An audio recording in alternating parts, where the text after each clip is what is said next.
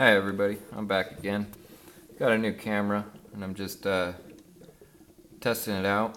A couple of updates. I added a tube in there to get the bubbles off the side of the bubbler.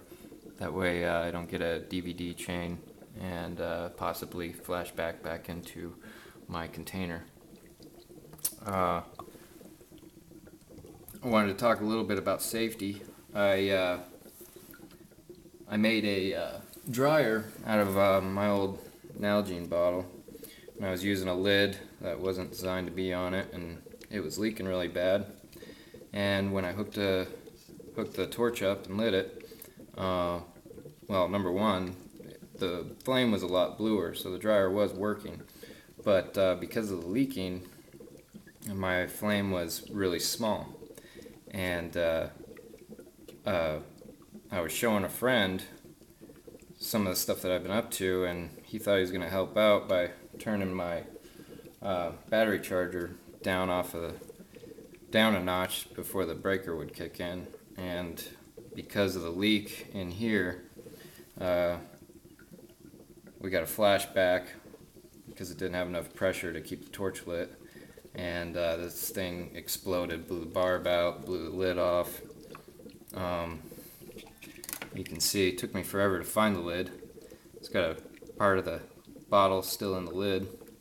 And, needless to say, our ears were ringing for quite a while. I mean, that's a full liter plus the bubbler itself. Luckily, that caught the flashback. But I got a nice dent in my wall now from where the lid went. And so when you're showing people this stuff, be real careful. Don't let them get their hands on it. Most of us that are doing this have been testing, and we know a little bit more of what's going on. And I wasn't able to shut the torch off before he flipped the switch, and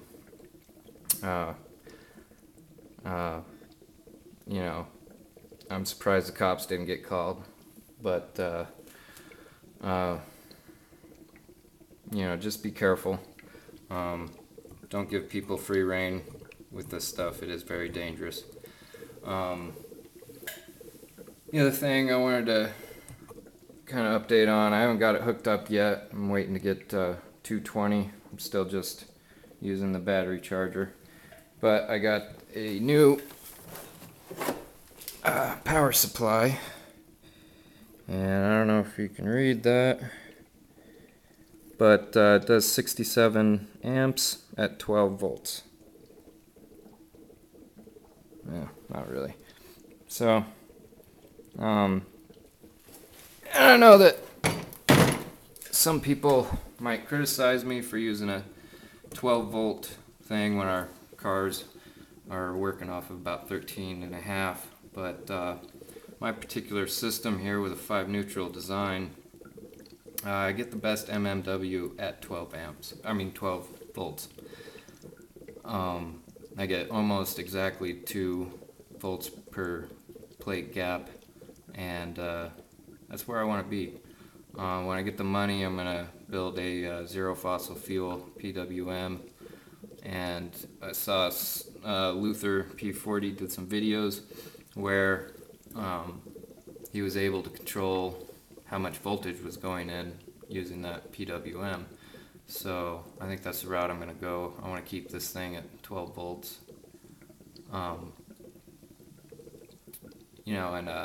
Since I am getting 220 hooked up in the garage here for that power source, I'm also looking at a Variac that runs off of 220.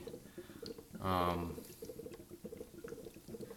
we'll see how that goes. I'm going to have to build a much bigger unit for that. I think I'm going to need somewhere around 130 plates for that. But anyway, that's all I got for now. I've got a bunch of plans for the future, but the holidays have been keeping me from doing much of anything that I wanted to do. So we'll we'll get back with you guys here in a bit once I got more to show you. Just be careful out there. You know, that lid came flying off there with such force that you know, if it would have hit one of us, definitely would have at least hurt. You know, so, and the least that we keep cops from coming around, you know, the more we'll be free to do the stuff that we're doing. You know, if the government starts regulating this, then you know, we're gonna have problems, and I think we got enough roadblocks to worry about. So that's all I got for now. You guys have a good rest of your holidays.